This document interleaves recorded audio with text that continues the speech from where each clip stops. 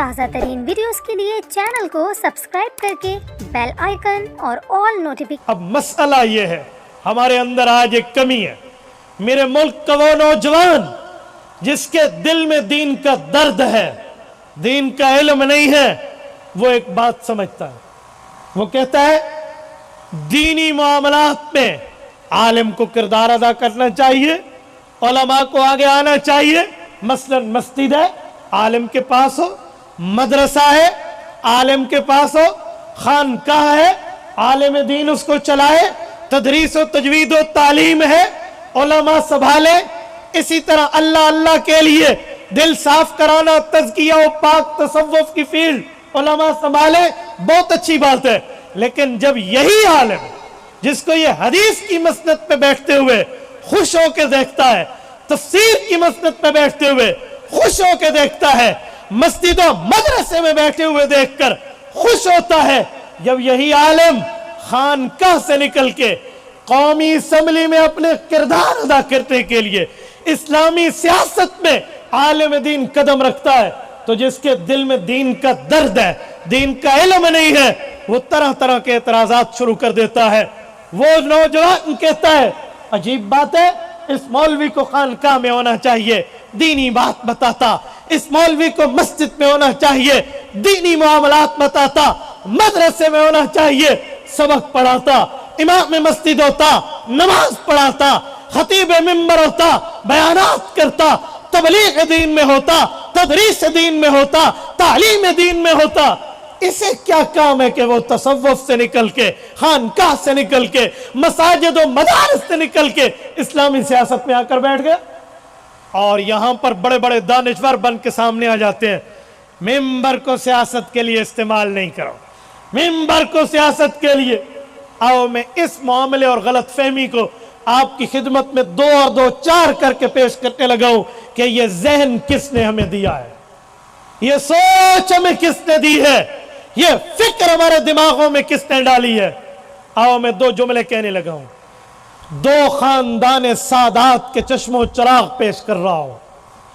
دونوں سادات کے گھرانے کے چشم و چراغ ہیں، دونوں کے جسم میں خون حیدر دوڑتا ہے، یہ اولاد نبی اور آل علی ہیں۔ پہلے سادات میں امیر شریعت سید عطا اللہ شاہ بخاری، اللہ اس کی قبر پہ کروڑوں اربوں رحمتیں نازل فرمائے، یہ ہے۔ اور دوسرے نمبر پہ محدث جلیل علامہ سید یوسف بن ناری رحمہ اللہ، اللہ اس کی قبر پہ بھی کروڑوں اربوں رحمتیں نازل فرمائے۔ آپ ان 2 کے کردار کو اٹھا کر ملک پاکستان میں دیکھ لیجئے، کیا کردار ہے۔ قادیانیت کا مسئلہ ملک پاکستان سے پہلے اٹھا ہے، ملک پاکستان بعد میں بنا ہے۔ جب 1947 کو لا الہ الا اللہ کی بنیاد پہ آپ کو اور ہمارا ملک معرض وجود میں آیا، سلطنت خداداد مملکت اسلامیہ پاکستان بنا ہے۔ 1953 میں قادیانیت کی سازشیں عروج پر تھیں، امیر شریعت رحمہ اللہ نے قیادت سنبھالی، گلی گلی گئے ہیں، چوک چوک گئے ہیں، چوراہے چوراہے گئے ہیں، نہ روڈوں کو دیکھا، نہ سڑکوں کو دیکھا، نہ شہروں کو دیکھا، نہ دیہاتوں کو دیکھا، نہ دن دیکھا، نہ رات دیکھی، نہ گرمی دیکھی، نہ سردی دیکھی، سفر کیا، آدھی زندگی ریل میں گزار دی، حکومت وقت انگریز کی مخالفت کی، آدھی زندگی جیل میں گزار دی۔ اس شخص نے دن رات ایک کر کے ختم نبوت کے کارنامے کا پھریلا رہرایا۔ 1953 جب آیا، 10 لاکھ بندہ، عام فیگر نہیں ہے، 10 لاکھ آدمی گھر سے بے گھر ہو چکا تھا۔ 1 لاکھ بندہ اپاہج، معذور، ڈسیبل پرسن، کہیں گولیاں کھا کے، کہیں سرکار کے ڈنڈے کھا کے، کسی جگہ زخمی ہو کر یہ مفلوج ہو چکا تھا۔ اور 10,000 آدمی کی گردن پر چھری چل چکی تھی، 10,000 شہداء تھے۔ پورے ملک میں تحریک چلی۔ اس وقت کے prime minister of the country Khawaja Nazimuddin ٹس سے مسئلہ ہوا، قانون نہیں بنا ختم نبوت کا۔ ہمارے پاس تبلیغی جماعت کی طاقت تھی، تعلیمی جماعت کی طاقت تھی، मदारस थे, मसाजिद थी, खानकाह थे, मिंबर था, मुसल्ला था, सब कुछ था, लेकिन तारीख में हम मुल्क में कानून न बनवा सके। मुखलिस जरूर थे, अच्छे जरूर थे, नियत इनकी अच्छी थी, कानून न बनाओ। क्यों? एक मसला था, एक उन्वान। उस वक्त हमारे पास सियासी कुव्वत उलमा के पास नहीं थी, सियासी ताकत, सियासी तौर पर नुमाइंदगी उलमा के पास नहीं थी। जब 1974 आया, 22 मई 1974 को जनाब मुल्तान मेडिकल कॉलेज के स्टूडेंट्स मौजूदा चनाब नगर साबका रब्वा से गुजर रहे हैं। कादियानियों की छेड़खानी पर मुस्लिम तलबा जख्मी होते हैं, तारीख उठी है। मुत्तहिदा मजलिस अमल खत्म नबुव्वत के नाम से पूरा पाकिस्तान इकट्ठा हुआ है। मुहद्दिस जलील अल्लामा यूसुफ बिन नूरी रहमतुल्लाह की क़यादत है। हजरत बुखारी तो फौत हो गए थे, 28 अगस्त 1961 हजरत बुखारी का इंतकाल है। अब हजरत बिनौरी ने क़यादत संभाली है। और जब बात आई है चौक चौराहों पे जलसे हुए, मई में यह वाक़या हुआ, अगस्त में जाकर पूरे मुल्क तक 2 माह में दावत खत्म नबुव्वत फैल चुकी है। 7 सितंबर 1974 को legislative assembly of the my country पर वो वक्त आया कि जब कादियानियों को बरसरे असेंबली बुलाया गया। आओ कादियानियों, तुम अपने कुफ्र को इस्लाम के नाम पे पेश करते हो, अपनी जलालत, अपनी शैतानत, अपना दजल, अपना कुफ्र, अपना गुमराही प्रोग्राम लेकर आओ, कौमी असेंबली में आओ। जरूरत है तुम में, तुमने माओ का दूध पिया है, बोतलों का दूध नहीं पिया। मिर्जा कादियानी को कुरान और हदीस के मीजान में नबी साबित करके दिखाओ। और उस वक्त सियासी पावर भी उलमा के पास थी। हमारे डेरा इस्माइल खान और टांक का उस वक्त एक हल्का था, मुफक्किर इस्लाम, कायद मिल्लत इस्लामिया मौलाना मुफ्ती महमूद को यहां के गय्यूरों ने जितवा कर भेजा हुआ था। हजारा की ज़रख़ेज़ सरजमीन ने हज़रत मौलाना गुलाम गौस हज़ारवी नव्वरल्लाहु मरकदहू मर्दे हुर को वहां पहुंचाया हुआ था। बरेलवी, देवबंदी, अहले हदीस, तमाम मजहबी क़यादत इनकी पुष्ट पर थी और इन्होंने वहां कौमी असेंबली में मसला उठाया। उस वक्त की पीपल्स पार्टी की गवर्नमेंट, उस वक्त के प्राइम मिनिस्टर जनाब जुल्फ़िकार अली भुट्टो को इस बात पे एग्री होना पड़ा कि हम एक ऑर्डिनेंस जारी करते हैं, कादियानियों को खुसूसी कमेटी में बदल के असेंबली बुलवाते हैं। 13 दिन बहस हुई है। अटॉर्नी जनरल भी बात करता है, मौलाना मुफ्ती महमूद भी बात करते हैं, कौमी असेंबली का स्पीकर भी बात करता है, वजीर आजम भी बोलता है, वज़रा भी बोलते हैं, कायमा कमेटी के मेंबर्स भी बोलते हैं, कादियानी भी बोलते हैं। 13 दिन दावत दी। मैंने उस दिन हजरत मौलाना अल्लाह वसाया दामत बरकातुहुम को कॉल पे पूछा। जब मैंने सवाल पूछा, मुझे कहा बहुत अच्छा सवाल पूछा है, बहुत कम मुझसे किसी ने ऐसा सवाल पूछा। मैंने कहा हजरत बताएं, कादियानियों के तो 2 ग्रुप है। हम मिर्जा नासिर का सुनते हैं कि ये आया था, ये तो कादियानी मिर्जाई जमात का बड़ा था। कादियानियों को दूसरा ग्रुप लाहौरी, इसकी क़यादत किसने की थी असेंबली में? कौन इनको रिप्रेजेंट कर रहा था? उन्होंने कहा जी अब्दुल करीम एडवोकेट कर रहा था। तो कादियानियों के दोनों ग्रुप्स को बुलाया गया कि कल एक कह दे जी हमें नहीं बुलाया। आए पहाड़पुर डेरा इस्माइल खान के गयूरों, 13 दिन तक बहस हुई। मैं खुलासे के तौर पे कहता हूं, कुफ्र हार गया, इस्लाम जीत गया। और इस्लाम ऐसा जीता, कानून बना, कानून। सुनो, वो भी सैयदजादा थे, अमीर शरीयत सैयद अताउल्लाह शाह बुखारी, ये भी सैयदजादा थे, मुहद्दिस यूसुफ बिन नूरी रहमहुल्लाह। वहां लाखों बंदे घर से बेघर हुए, वहां पर 1 लाख बंदा माजूर हुआ, 10,000 जवानों का खून लगा। यहां पर कोई बेघर नहीं हुआ, कोई जख्मी नहीं हुआ, कोई शहीद नहीं हुआ और कानून बना। क्यों? उलमा के पास सियासी कुव्वत भी थी, अल्लाह की मदद भी थी। अब मुझे बताएं, ہم کس بنیاد پر اس سیاست کے مخالف ہیں؟ آؤ میں وہ بنیاد بتانے لگا ہوں۔ جب قادیانی اپنے کفر کو کفر سمجھ کے وہاں سے نکالا گیا اور قانون بنا رسول اللہ کی ختم نبوت پہ پہرہ داری کے لیے، آقا کی ناموس پہ چوکی داری کا حق نے ادا کیا۔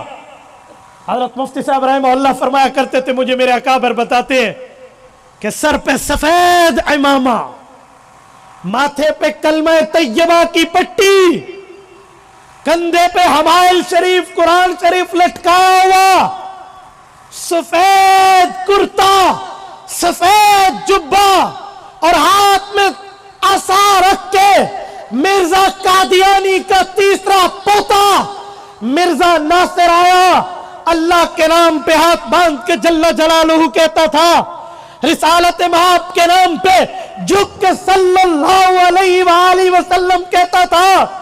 تو مجھے خطرہ پڑ گیا کہ کہیں کی اسمبلی کے سادہ لوگ جن کے دل میں دین کا درد ہے، دین کا علم نہیں، اس کفر کو اسلام نہ سمجھ بیٹھے، ہائے کیا ہوگا؟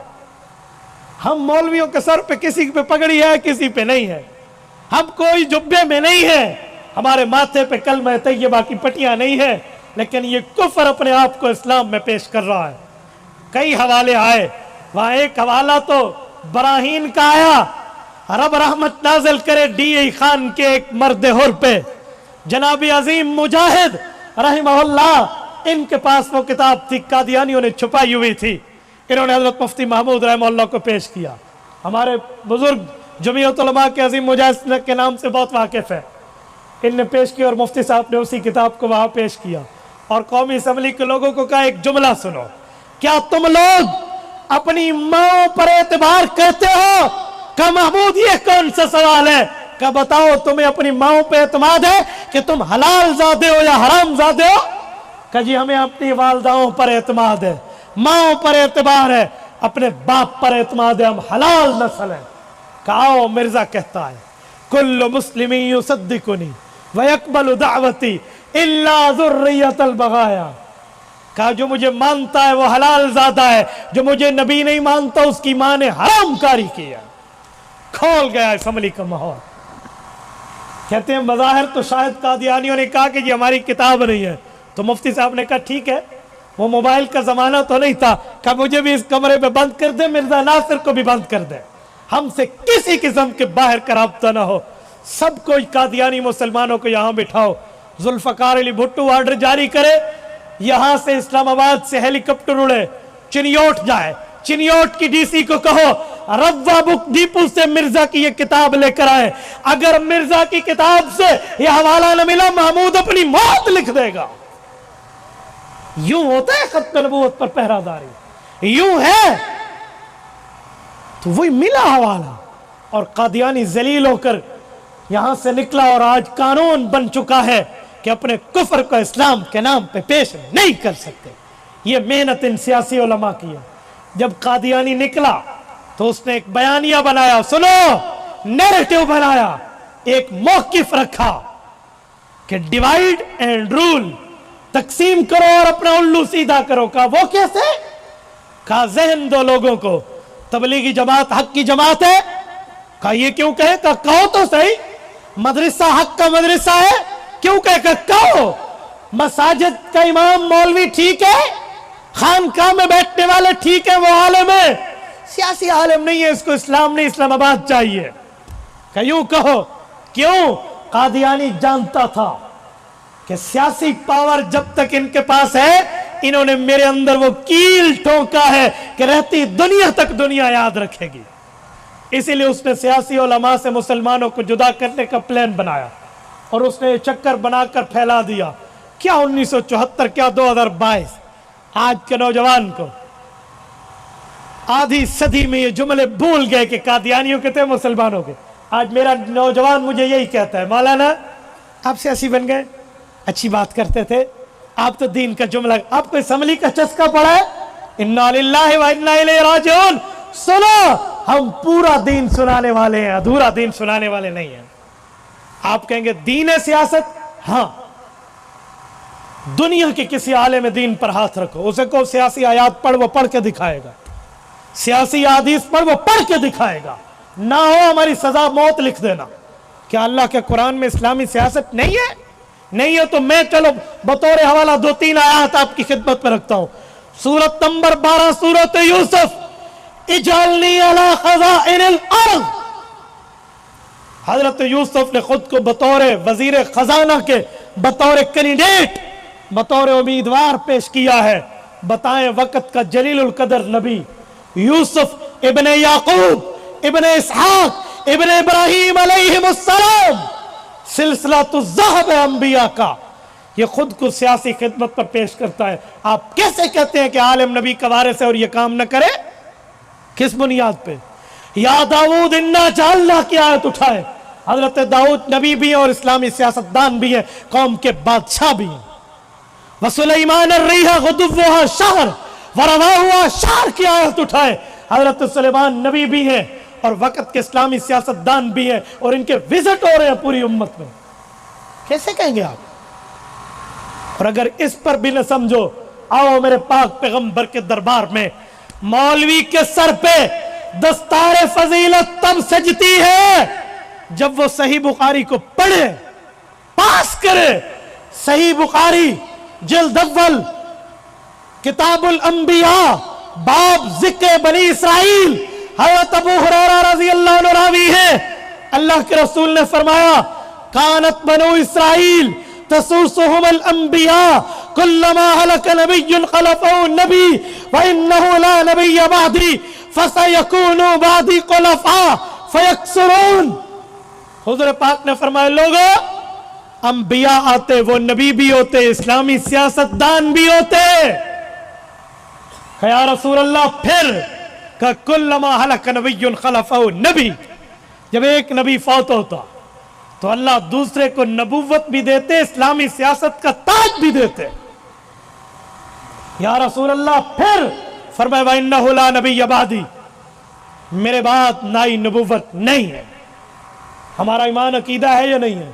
حضور پاک آخری نبی ہے، حضور کے بعد نیا نبی؟ جو مانتا ہے ہاتھ کھڑا کر کے مجھے بتائے، جو مانتا ہے۔ اللہ نے اگر آپ کو طاقت دی ہے، ہاتھ کھڑا رکھے، ختم نبوت کے لیے حضور پاک کے بعد نیا نبی پیدا نہیں ہو سکتا۔ حضور پاک آخری نبی ہے۔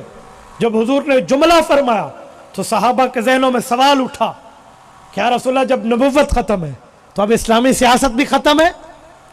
کیا اب اسلامی سیاست کا سلسلہ بھی آگے نہیں جائے گا؟ اور یوں گویا سوالیہ نظروں سے اللہ کے رسول کے چہرہ انور کے شربت دیدار کو پیا ہوگا۔